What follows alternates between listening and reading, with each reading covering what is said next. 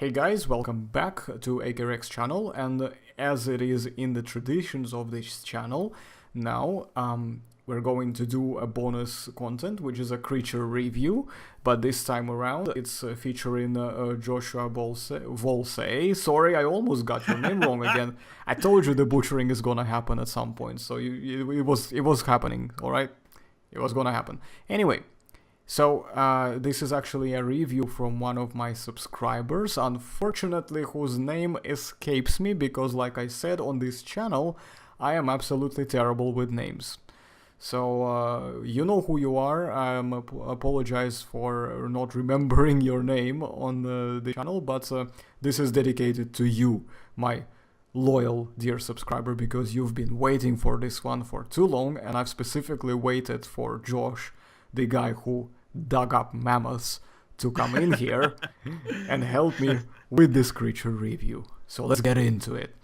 So the way I do it is, first of all, the Columbian Mammoth from Primeval, I think would be best to look at just opening up this image where it stomps through the road. I think it's a promotional image, and part of it actually is appears in the episode's footage. So what happened, I believe, in that scene was it emerged from the anomaly and it started stomping around and, you know, just turning into people maybe.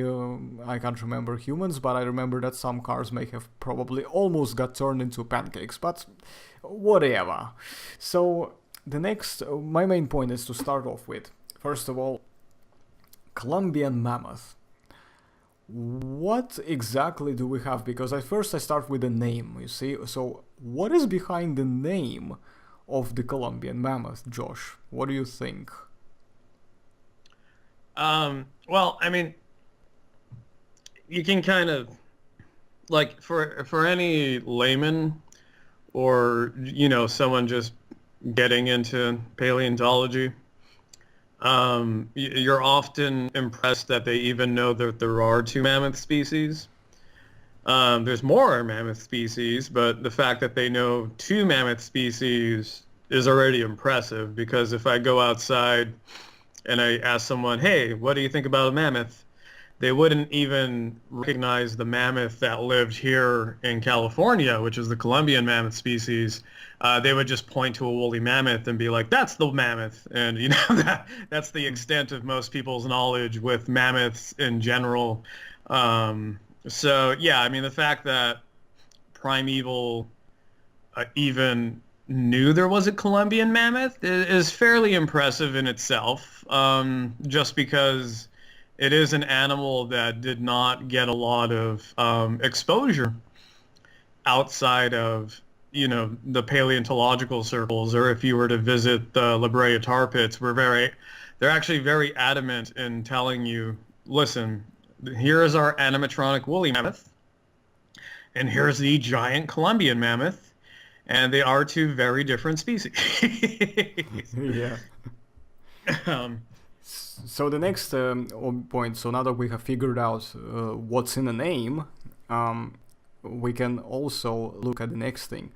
So, next to these cars, what can you tell us, in your opinion, in terms of its size? Do you believe the size of this mammoth is accurately represented versus the real examples that you have from the skeletons? I would say that, I mean, I'm not familiar with that particular make of the Volkswagen, whatever that little gray car is there. It's a Golf. It's a Golf. Is it a Golf? Okay, so it's a Yeah, it's a compact Golf, yeah. car. But yeah, I'd say just looking at that and taking what I can from observation from this promotional image, and then looking at the actual skeletal mount that we have at the tar pits, and also taking into account Z, which we just found, which is like 10 to 20% bigger than any other Columbian mammoth species we've ever recovered at the tar pits, that this is actually a fairly good size. We are finding mammoths this big. In fact, the mammoths at the La Brea tar pits and in California in general were, I think, getting to such a size that it was proposed that they be named an entirely different animal. The name of the imperial mammoth was presented for a while, and it wasn't until later that they kind of did an osteological analysis and started comparing the specimens, and there wasn't enough of a difference to justify a imperial mammoth as a separate species from the Columbian mammoth. But there was enough to kind of note that, okay, well, we are getting large mammoth here, particularly at the La Brea tar pits in here in California. So if we're talking about a mammoth from that region, we are looking at an animal this big. Again, I got to go off some rough estimates just because I only have cars to compare it with. But yeah, we are looking at a mammoth that's at least that large, that tall. The tusks could actually get a lot bigger and a lot swoopier. If you look at the La Brea specimen, those tusks are very swoopy. So they are meant for grappling and picking up and butting up against each other. Is it the same specimen that basically also sent you the pictures of, the whole skeleton assembled with these large tusks, or is it a different specimen you're referring to? No, that's the same specimen. I have a picture I sent you where I'm actually in the foreground, standing next to that same skeletal mount, and the ceiling is actually painted black. IMAX did that for a documentary that they were filming, and you can see how tiny I am next to that skeleton. I'm dwarfed by that skeleton. That is a giant skeletal mount and a giant animal that they have at the tar pits. Yeah, I mean, it's never been a secret that this mammoth is absolutely huge. It's I believe it's actually bigger than the woolly mammoth species of this genus, if I'm correct. Is that right? Because it's bigger than the woolly mammoths I've seen. Now I've seen some pretty big mounts, particularly in St. Petersburg. Again, I have to defer to Dr. Tim King, who was in Siberia when they dug up their woolly mammoth, and he was able to see a lot of the larger woolly mammoth mounts up close. So we are getting some very large woolly mammoth specimens as we get closer and closer to Siberia. So it's hard to kind of compare something from a photo with another animal from another photo without getting like a scale bar involved and some very definitive osteological analysis and papers to cite. But from the woolly mammoth that we've gotten our hands on, I will say that the La Brea species, or the La Brea breed, I should say, is significantly bigger than most of the woolly mammoth specimens that we've been able to see with our eyes to actually do a real comparison. Yeah, no, the skulls on these things are just massive in comparison to some of these other specimens that we've been able to get our hands on. Now, thank you for pointing that out. That's very good to note, because obviously the location of where the specimens were recovered, you have to obviously compare it to other samples as well to see whether or not the data, how data evens up overall, evens out. I mean, words are difficult sometimes, are they not? So, yeah, good stuff. Now, one thing I wanted to obviously move into, since we have covered the size, now let's move on to the anatomy. Now, I can already see one problem, and I wanna be the funny guy to point that out, but this is not getting censored because I just really can't see any other way. But why the hell the top of its skull looks like balls? Yeah, no, I mean, I'd say just like Dr. Carr noted dog head, I'd say with this mammoth we have a case of scrotum head, because yeah, that's exactly what I'm looking at here. You know what's interesting? If you basically when you open up the image, and you know how you can flip it, Yeah. 90 degrees. If you flip it upside down, that's gonna give a very weird picture. So yeah, give it a go and try that, kids or not kids, my viewers, and you will see what I mean. But hey, they put it out there, so I gotta say it. So can't do nothing about it. Yeah, no. I mean, I'll try to PG-13 it, and we'll call it the mushroom mammoth head. So, I mean, yeah, you got a definite mushroom head going on here. I don't know what's going on with that. I think what the mammoth approach that they tried seems to have been two things, which is it's been argued that the Columbian mammoth does not have the fur coverings that you see on the woolly mammoth species because they're found much farther down south than any other mammoth species in comparison to the ice shelf that was around during the Ice Age and even the Younger Dryas. So, there's been debate whether or not it had a woolly coat or if it had bare skin, much like the Asian elephant, which is the closest relative to the mammoth species as a whole. And here in this model, you're seeing very heavy Asian elephant references. So it has bare skin, even the coloration. Though the coloration is probably more African elephant, as they have more gray, versus Asian elephant is more pink and more brown with some spotting. You can see how they would run into the issue of, well, this just looks like a giant Asian elephant. How do we distinguish it? And then they just stuck two random protrusions on its head to kind of mimic the fur and fatty tissues that you're finding preserved on woolly mammoth. So what you're seeing here is an artist's very bare bones way to kind of make this look like a mammoth without the fat and the fur, but still keeping the structures that are associated with fat and fur on the head of an animal that is just naked skin. So we're getting this very bizarre looking combination of the two. You know what? I tell you what, my viewers. Post your comments down below and vote for your favorite. Do you prefer for it to be referred as the mushroom head, or do you want it to be balls? So put your voting down below and let me know what y'all think. So let's carry on then. I mean, one other thing, and there's just this thing, I just have to say it. I find that this mammoth looks like it's starving. I'm not convinced that it's been well fed. In fact, it looks very much shrink wrapped, and it's by the way, shrink wrap, it is it's another thing I do here. It's like the whole toasty Mortal Kombat thing, if you remember. Yeah, I do. Yeah, so shrink wrap is the toasty of this channel.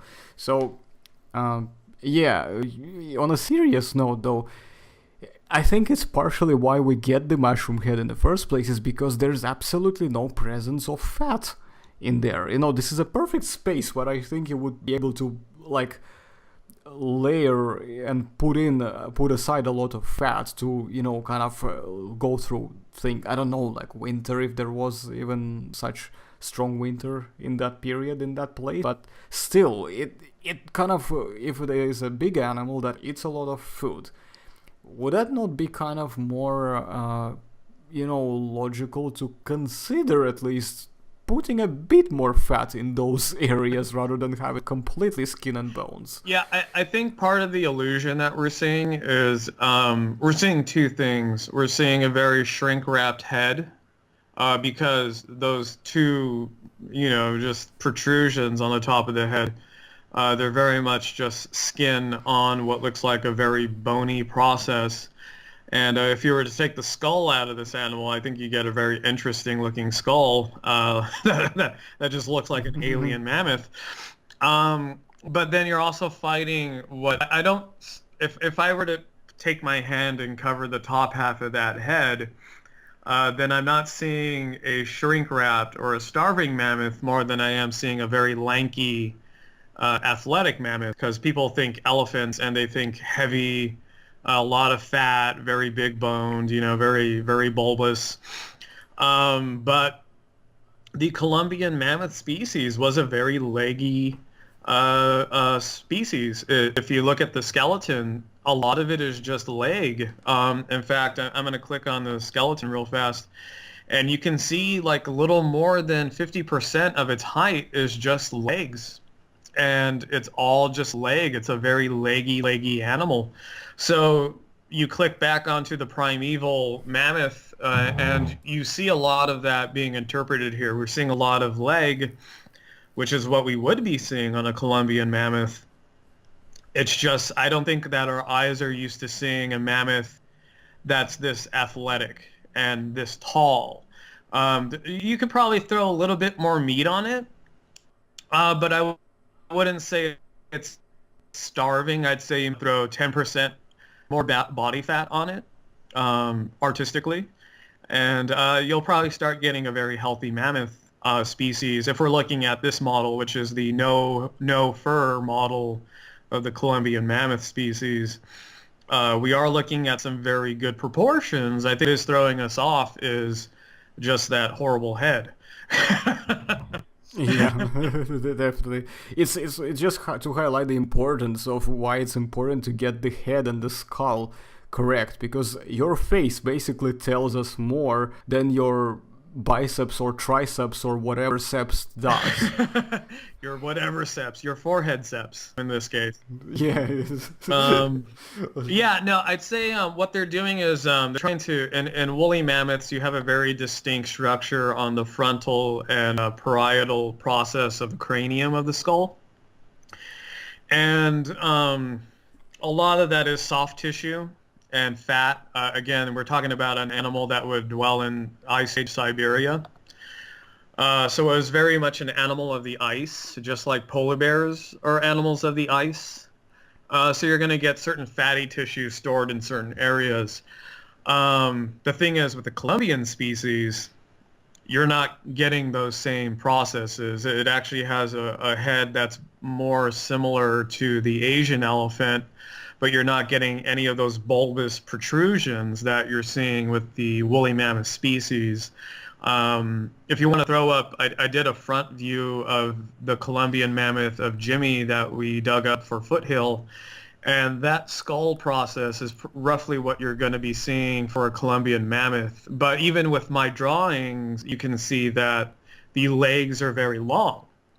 We're seeing very, very long front legs, which is irregular for a mammoth species because it's unique to the Columbian mammoth itself. Yeah, it's a good point that you brought this up, because I personally wasn't aware of the fact that Columbian mammoth has that specific difference. It's like every, it kind of has its special unique trait, which even makes it stand out more in contrast to like its cousin, quote unquote, woolly mammoth. So it's nice that you brought this up. Thank you very much. But in your opinion, when it comes to this, when it comes to the integument, would you accept the idea that it's completely naked, or would you still prefer to put a little bit more fuzz on it to make it actually visible? I'd say that, I mean, it's almost the feathers on Tyrannosaurus argument, but not as impassioned.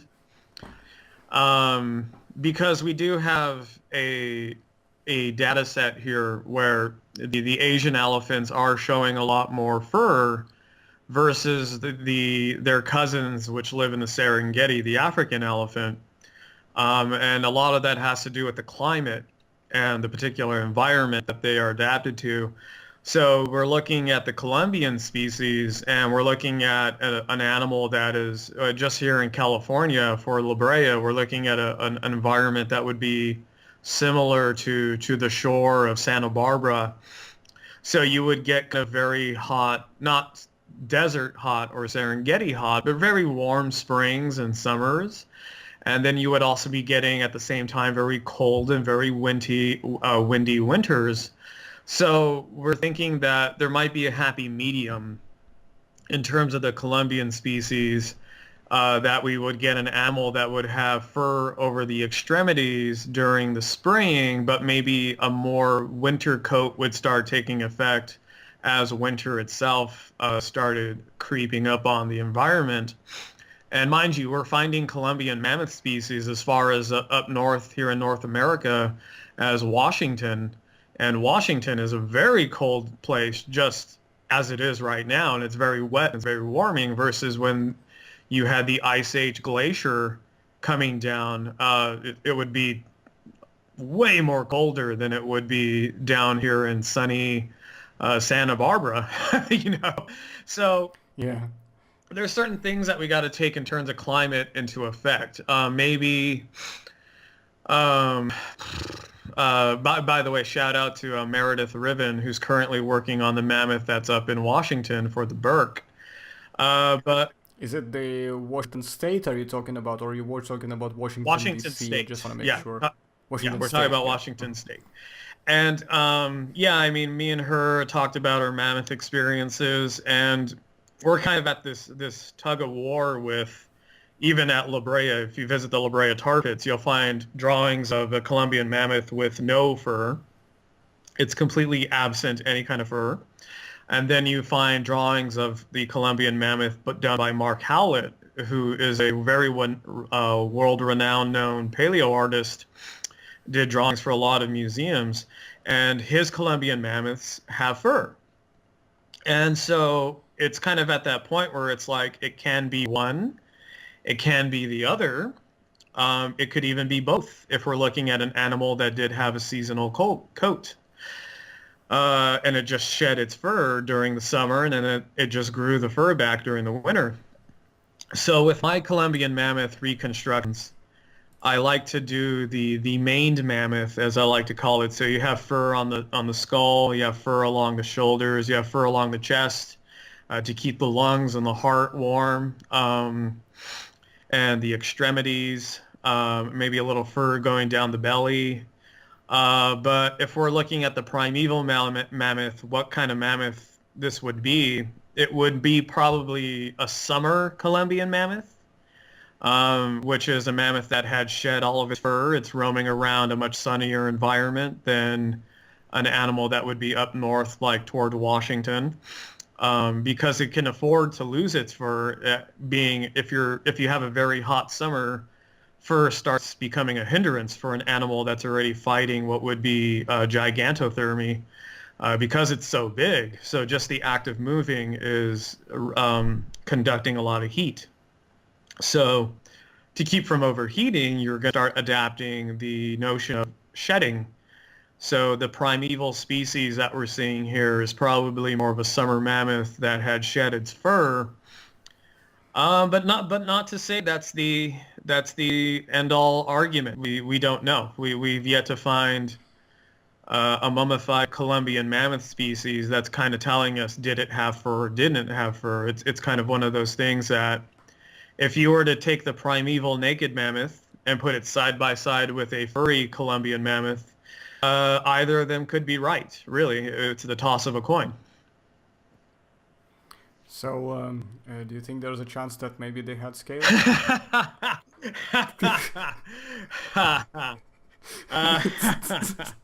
You know what? If it's primeval, you know what? That'll be the plot to Jurassic World 3. We'll have scaly mammoth. That's the next hybrid for Jurassic World 3. How about that? I'm down with it. I'm down with that because I mean, I'm not down, as in like I'm not supporting that idea, but I'm just kind of accepting it as a potential plausibility that this might actually happen. And given that you have already, provided a nice title for it, something like Jurassic World 3 semicolon or whatever. What was it? Insurance claim? Yes. For the Yes, because of the volcano. Yeah, the ongoing joke, yeah. people who don't know, is that that's right. it's a common practice, an unsung practice, and very frowned upon in theme parks, that a convenient fire happens and burns down the attraction that is at the same time getting a renovation or an upgrade. So it's happened at Six Flags and it's happened at other places. So the joke with Jurassic World was it was conveniently built on a volcano that would burn down the park so they would have enough money from the insurance claim to build a new park. So that was the ongoing joke was, oh, well, technically Jurassic Park is a theme park, so if they wanted to file the insurance claim, yeah, a volcano would do it. Yeah, it sounds very, interesting as well. And I can also imagine, speaking of insurance claims, how many of these drivers would have had to claim insurance, based on how many of these cars got murdered and brutally flattened by this Yeah. mammoth, maybe tossed. So, speaking of which, we are now moving on to the subject of behavior. So, if we remember correctly, in this scene, I would imagine. Oh wait, last thing. I can't remember because they don't position it in the right angle, and you will know why I said the angle. Is that I can't determine whether this mammoth is a male or Oh. female in the movie. Yeah. So now, do we actually know the difference, the dimorphism between male and female Columbian mammoths? Trying to cite skeletal differences is tough, even for experts.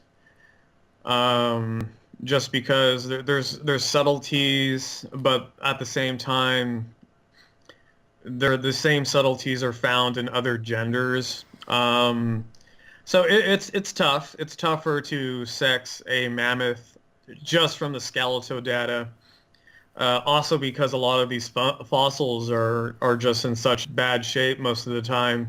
With the mammoth or both of the mammoths, I should say, that we consolidated up north, they were in pieces.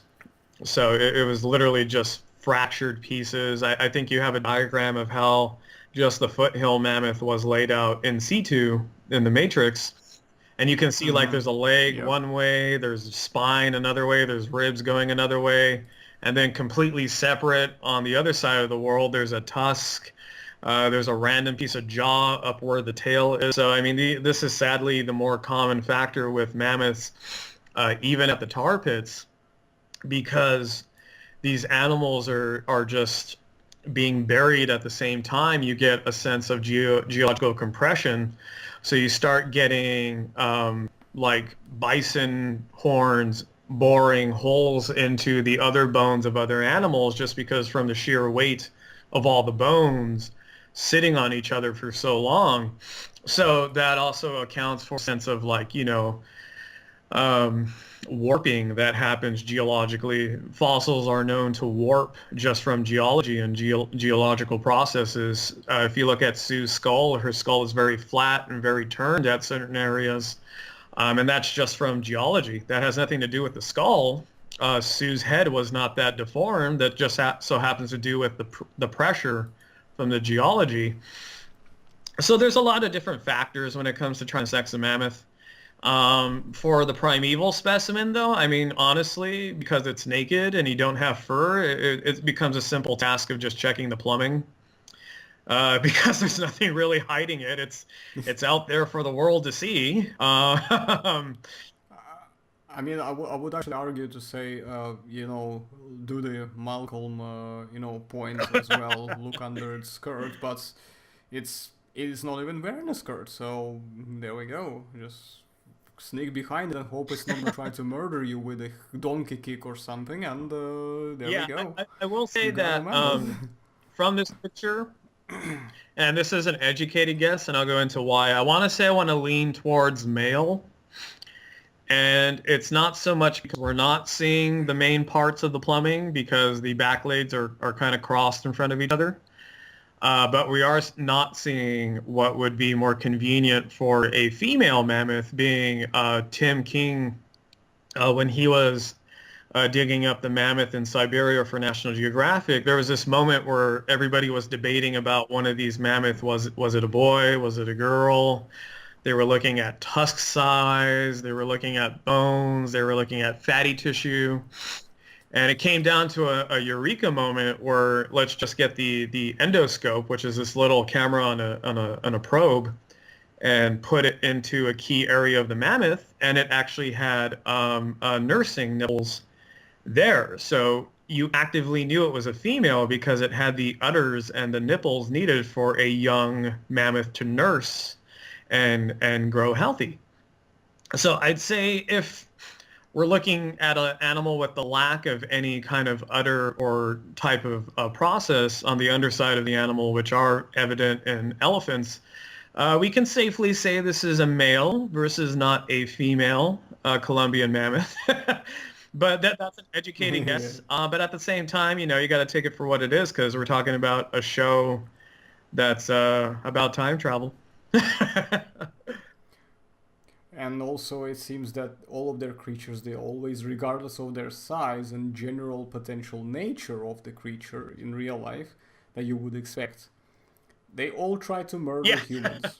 Like even tiny pterosaurs that are practically size of a pigeon, maybe like this Anurognathus or something. Maybe it's a bit larger than a pigeon actually, but whatever.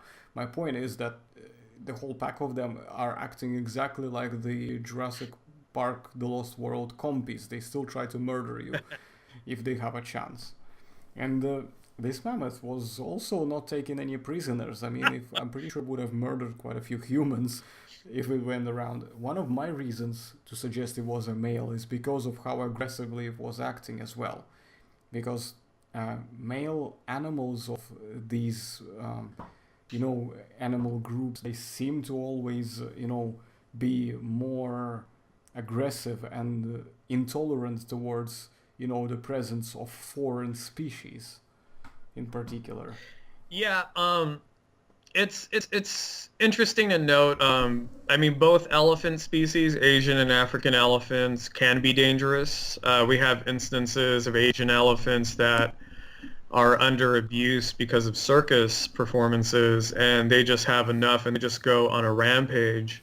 And that has nothing to do with the sex of the animal. That just happens to do with the environment and the moment that they're in. And in Africa, which is funny because there was a Tyrannosaur paper that came out that, again, they were trying to compare a T-Rex to an elephant. So they said, well, if an elephant can only run this fast, then ergo a T-Rex can only run this fast. But in the same abstract, they also noted that, well, we didn't study African elephants because they're dangerous. And sure enough, there's video, more than one video, of African elephants and everything from babies to matriarchs, because African elephants have a matriarch. So they have a dominant female that leads the herd, and the bulls are kind of rogue bulls that show up during. Yeah, they're always like, they always go around by themselves most of the time. They don't seem to be members actively of the packs, if I understand correctly, of the herd. Yeah, something of that nature. And even then, we have these videos of these guys, and I swear one of these scenes were out of Jurassic Park where the guy had to put his Jeep in reverse and start driving faster than 12 miles per hour, I can assure you. And this elephant was keeping pace. This African elephant was keeping pace to the point where it actually caught the Jeep. and it Well, there and, we and I was go. like, It well, answers yeah, and I was like, question. where was this data when they were doing this study about how fast elephants can go? Um, so yeah, we're seeing, I mean, I'd say the most aggressive I've seen an elephant is when a rogue male goes through something that's known as musk, I believe is the terminology. Yeah, I think Yeah, so and as that's well, yeah. when the testosterone is just going high. It's the equivalent to rut season for deers. They are very prone to Yep. violence. They will just start killing whatever is in their path. They've been known to kill rhinos, full, Yep, they just yeah, go on just a on a rampage. full-on rampage just because the testosterone levels are off the roof. So violence for something like a Columbian mammoth when it's been thrown into a world where it has all these little tiny metal cars running around trying to run into it, I say would be justified. I'd say just that's a justified. They were correct in noting that this animal would go absolutely berserk if it was in the current situation it was thrown into. It's also interesting to note that because how the cars, they all, because it's a lot of masses of them, they all moving, they're making noises, you know, and that's obviously going to make the animal more stressed, and when you make an animal stressed, it obviously causes natural defensive reaction to stress is usually Yeah. aggression. So there we have it, I guess. So yeah, it is very interesting to note that these things, like especially if it charges at you, it's gonna totally turn you into a pancake at the best Oh case yeah, I scenario. mean, yeah, these animals had so much power. It's almost unfathomable to think about how strong these animals were. And on top of that, they were athletic. Um, the Columbian mammoth was, I would argue, one of the most athletic mammoths out there because it had this long, wide gait. It's, I think, the widest gait of any of the elephant species we have out there currently. I could be wrong. I'm just speaking for mammoths, but I mean, the gait on this animal is almost a third, if almost like 50% more than what you're seeing on an average elephant. Just because there's just so much leg. It's like it's all legs. It's all legs and tusks, and I mean, to see this thing in action, mind you, it was competing with mastodons at the same time, and mastodons also got very big as well. And then it was competing with bears the size of juvenile mastodons and lions the size of bears. It's like, yeah, this. I would imagine this animal would be able to turn on a dime and just like run down or chase away apex predators of the time. Like this thing was built to go toe to toe with short-faced bears and saber cats and American lions. Yeah, head on, you're not gonna be able to do anything against it. I mean, head on, this thing was probably unstoppable, and you'd have to play dirty to Yeah. get it, I guess. And I wanted to also note an interesting point. Speaking of going head on against the predator, there is a scene in the complex where they keep it in some sort of a big chamber of like a menagerie. They keep it locked up, and there's this fictional future predator, which obviously they couldn't get any more creative by just calling it something else. They decided to call it future predator, but that's just a topic for another time. Yeah, Primeval, well done. Yeah, very very creative of you as far as the writing went on that part. Moving on, and yeah, I mean, when this future predator attacked one of the characters, the guy was named James Lester, and he pressed the button to let out the mammoth, and the mammoth, first thing it did as soon as it saw that future predator jumping around and trying to basically mess up and murder James Lester, it basically charged at the future predator, and I think it either squashed it or impaled it with one of its tasks, Yeah, no, basically. that And sounds about right. I personally, yeah, it sounds about right. I think one of the reasons why I would consider this plausible is because I'm pretty sure that animals tend to have this thing that they quickly manage to assess the viability of another animal. If we are talking about a herbivore, they would start thinking, can this be a dangerous creature to me or anybody in the environment here? Like something that I should be afraid of and should deal with as a potential threat. And I think it was able to register that this creature, which it has never encountered for obvious reasons, because they never coexisted in the same period. Not to mention that future predator is not real anyway, but so whatever. And they still were. It was still able to quickly, assess the danger of this animal and respond to it. That's what I'm trying to say. Yeah, no, pachyderms in general, both species, African and Asian elephants, they show a very complex social hierarchy. Their intelligence is very up there. I have a picture of a mammoth brain that was taken as an endocast from a mammoth skull And you can see just how large the brain is, which is impressive because our claim to fame as a species is look at our brain, look at our intelligence. And then you see Mm. this animal with this even bigger brain showing a lot of the same processes for intelligence. And it becomes a very humbling thing after a while. So, I mean, I'd say that I don't know if it was the same episode or if it was a couple of episodes later that they had to deal with the future predator. But if it's a couple episodes later, it's feasible to think about a social bond that happened with its captors if it's feeding this animal, if they're interacting with the animal. Once this mammoth is under the impression that it's in no foreseeable danger by these little human beings scampering around it, it was probably more relaxed around them. So when you have the cage open and you have something that it's never seen before, it's obviously very hostile, it's hissing, it's jumping.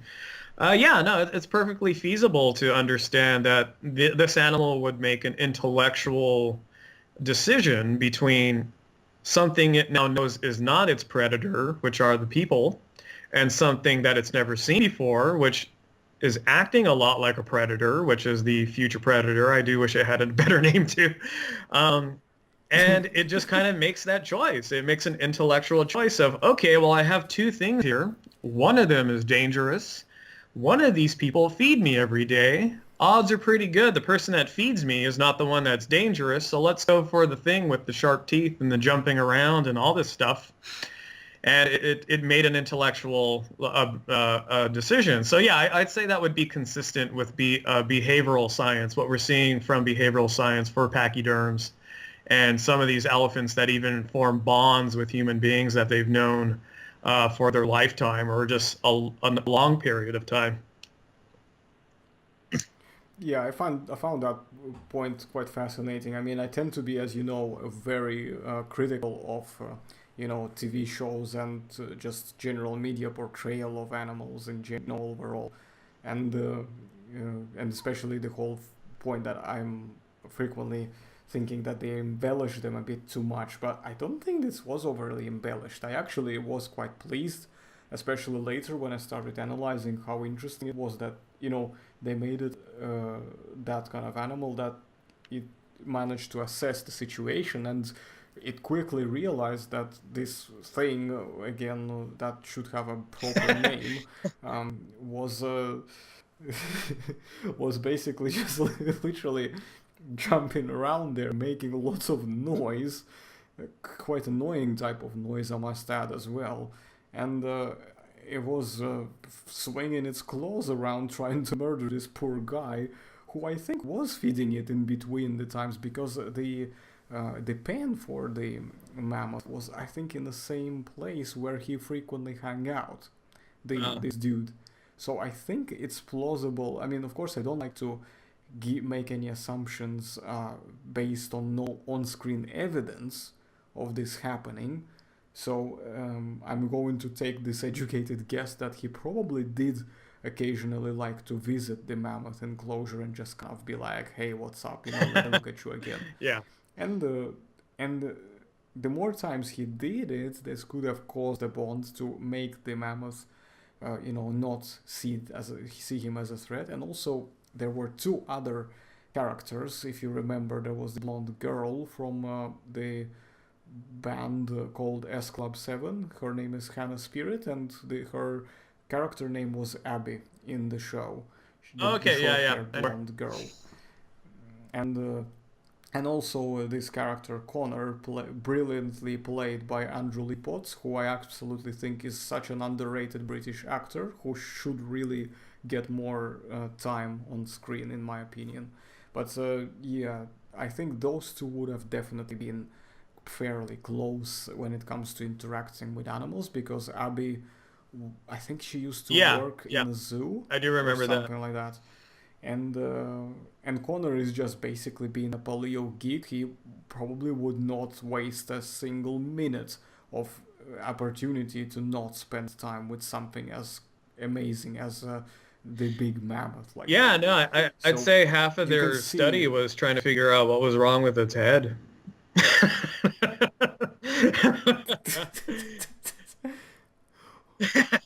Yeah, I really like. I could dig into this more, but this is really gonna get like 18 plus content here, so I don't think I'm quite ready to go in there. It's just I just try. I'm just trying to unthink what I'm just thinking right now. Um, yeah. Anyway, so yeah, I mean, they would have definitely spent a while, studying it or feeding it maybe to make sure it keeps healthy, to look after it so it's not as stressed as well. Because the point is that when they keep their animals in the menagerie, they'll try to find ways to return them back to their, origin where they came from. So before they can do that, they have to find a way to keep them away from the streets so that they don't get killed or captured by another, body of a government who will try to approach this situation differently. And also, so they don't do any damage to the local humans. As much as I find it super entertaining when animals and creatures just try to murder the crap out of humans, I just I just think it's a very reasonable, decision to keep them away from them. Yeah, no, I'd say, I mean, as far as behavior, I vaguely remember this episode, but everything you're describing to me is consistent with what we're looking at with just pachyderms in general, just their behavior in the wild, their behavior when they're in captivity, their behavior with their zoo handlers. They are very social Yeah, animals. They do form bonds. They can go berserk. So there's nothing that really dude. is counter to the points that were brought up. Again, anything I have wrong with this mammoth is all cosmetic, really. Yeah, I was gonna say it's just the looks. Really, I would just really go for different looks. If it looked differently, as we described already, this would have really made a fairly decent Yeah. creature appearance. Actually, come to think of it, like a very brief but a very nice creature appearance to something that, considering how pretty much we don't get to see it anywhere, we are, at least now, gonna be starting to some of it, which is just so awesome, because mammoths are awesome. Although this channel we usually say that dinosaurs are awesome, but this time I'll make an exception and say that Yeah. mammoths are awesome. So, I don't know. I mean, I'm trying to think what else could be really added because we unfortunately they don't give us a lot of time on the screen to observe the creature. So I think given that we only see a very limited, content of it, quite constrained overall, we already managed to go almost 1 hour worth of, material covering all of this, this discussion. And I think personally, I actually would give it quite a reasonable rating. Other than the cosmetics, for obvious reasons, I would give the rest of it quite a high rating in terms of how well it was done. Um, yeah, no, I'd say, again, if they had just fixed that head, um, or done any kind of research about that poor guy, yeah, no, this would have been a very rare occasion where a show, which is very sci-fi, like Primeval, would have a fairly accurate representation of this animal. But for me, the cosmetics are just so bad that it kind of glazes over all the good. It's like, well, they did this right and this right and this right, which is cool. They just got the crown jewel of the animal, the head, so bad that I just can't not take my eyes off of it for all the wrong reasons. You know? Yeah, I have the same reasons as you do. I can assure you of that. And the other thing I wanted to say is that, speaking of another primeval creature review I have already done, that is the Giganotosaurus from Oh yeah. Primeval, also from the same show. That thing is just completely irrelevant to anything that we know about Giganotosaurus, other than just, if I were to just describe it vaguely, like it was, It has 3-digit claws. It's a theropod. Yeah. It has teeth. It walks on 2 legs. It walks parallel to the ground. It's probably gonna be able to assess the viability of surrounding human beings in its new place, unfamiliar place. Get stressed, will start murdering the people. So, yeah, okay, fair enough. But then you look at it and you're like, oh, Yeah. one of those No, whoopsie daisies I moments. remember seeing, because that I think took place at like an airport or someplace. And I remember Yeah, seeing that yeah, it was while in I the was airport, yeah. visiting family in San Diego. It just so happened to be up on the television screen. And yeah, it's exactly everything you described. It's like if they had taken just a library of CG models and they picked, okay, we just need your standard theropod, 2 legs, tail, head, 3 claws. And then they just scaled it up to 11D, and I think they even call it like, it's a G-Rex. And I just kind of cringed every time I heard that. I was like, what did you guys do? Yeah, yeah, like, me too. like there was no attempt to make that anything close to what a Gigas would have been in real life. It was very much just like a PlayStation video effects. That's what I like to call bad CGI these days, is just PlayStation graphics. Because PlayStation, evidently, video games have better CGI models than the actual CGI being just dumped into Hollywood these days, which is surprising, but at the same time not surprising. Yeah, it's, Yes. let's just say, it's shocking, but it's not surprising given the tendency already. And this mammoth is, I might as well call this mammoth Rex as well, M Rex or whatever, because why not? Yeah, no, M-Rex. Mushroom Rex, yeah. Mushroom Rex, yeah. There we go. I like it. This is like, you see where we finally, like, we actually managed to drag it into this, like, point where it Yeah. concludes pretty much everything. Mushroom Rex. There we go. I mean, in fact, actually, I think some of my viewers would appreciate the fact that you were here because you managed to put at least some kind of level of censor alternative for this quote-unquote structure on its head. That, as you know, if it was me, I would have gone savage. I would have just said, balls, And I did kind of say that, and I said it right now, 2 seconds ago, still. But,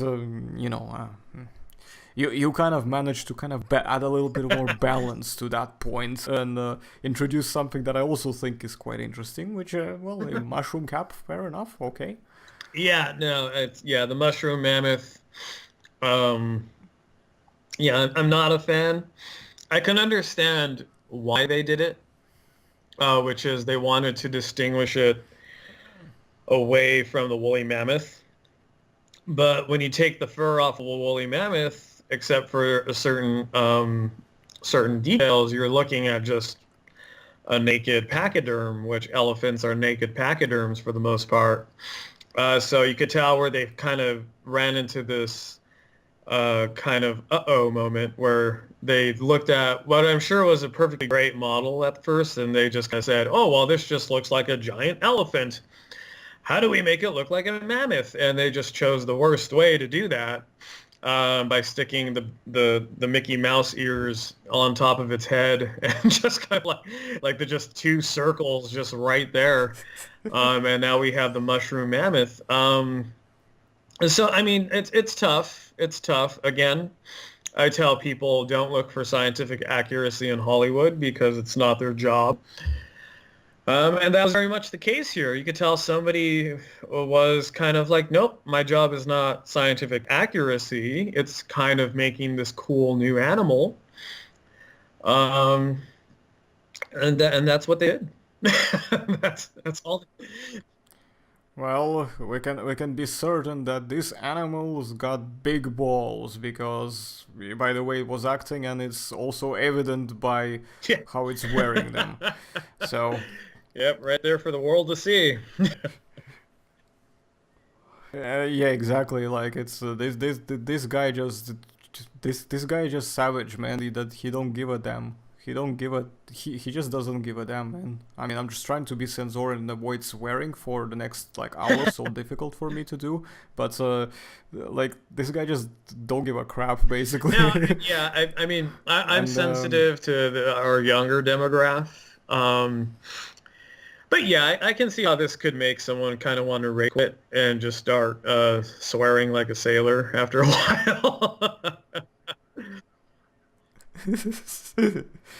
we compare when we could talk about swearings, at least where I'm from as well, we compare them to either people who sell stuff on the market, or the other one alternative is the guy who who makes boots, or shoes. Apparently, they in Russia, at least where I was born and grew up before I moved out, um, those people are known for their crazy swearing language. So if you're talking about, swearing as much as a shoeman or something like that, or a shoemaker, that's the kind of reference. If you translate directly to Russian, and many Russian speakers who will catch up to this will know what I'm talking about exactly. That's a way to indicate that somebody swears a whole lot if they are using this comparison. This reference is very well understood in that background, basically, just to say the least. But yeah, I mean, we're obviously going to avoid doing that in this on this channel and in this interview. I mean, if I ever do swear, I will anyway. I will be beeping it out, but we don't want to be listening, to the whole beep beep beep. Yeah, Every single yeah, word. You know what I'm saying? Like, make it like we don't want Morse to be code, doing man. that because, yeah, exactly. It's like too much editing for me as well, which I can't be asked with. But still, you know, you get the point. But what can we say? What more can we say? I think I'm quite happy with your side of the review, and I think I've covered everything that I could say. Which does, and there's no more really to contribute, I think. So at this point, shall we just say that it's wrapped up?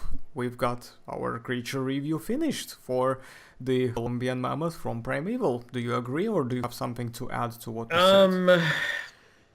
No, I think we covered all the main pros and cons. Yeah, I'd say we're kind of done here. I'd say this is a wrap. Okay, cool. Lovely, Jobly. So, again, I can't All remember stay. your There you name, go. my dear subscriber. Yeah, Oh, not your name. I mean my subscriber's name who asked for the I thought you were reviews. I wasn't asking me. you. But that was actually quite hilarious that you brought that up. That was really cool how you just went, hey, that's how you say my name, and I'm like, not you, damn it! I was talking about my subscriber. It's almost like I was acting like I as know. if you weren't even Thanks, here thanks, for a Arthur. second. So you're welcome, Josh. You're always welcome, mate. We do this all the time anyway, by the way. Those who are new to us talking, we do all this kind of stuff all the time. We're just savage, basically. We just do that. And yeah, I was gonna say to this subscriber who basically requested this creature review is I hope you enjoyed it, and I hope you have found this review, based on the limited information that the show provides, very informative and entertaining. And I hope the rest of you viewers also found it very interesting and entertaining. And this also wraps up our session with Mr. Joshua Ballze. And we absolutely had a blast. It was amazing. I was enjoying this. These were like, the session was equivalent of a several hour flight, Yeah, basically, yeah. which just passed so quickly that it's like 3:30 a.m. here in England, and it's probably like somewhere near broad daylight in No, Los it's Angeles, actually I presume. it's 7:30 And right now here in LA, 7:30 p.m. Yeah. So yeah, yeah, makes no, sense. it's Yeah, I think we started everything around afternoon, and here we are 7 hours later. Awesome. And I think it was a great session. I also enjoyed this creature review, and it's a nice addition to to all my other creature review series that I've done so far. Which also, by the way, happens. I think this creature review so far sets the new record of being my longest creature review video. The second longest would I think was the one with Dr. Tom Carr about T-Rex from Jurassic Park. But I think ours, even before we started, just chatting about just funny stuff at the end, once we've wrapped up the review itself, we already got like longer than I did before. So yeah, this is so far the longest creature review I've done yet.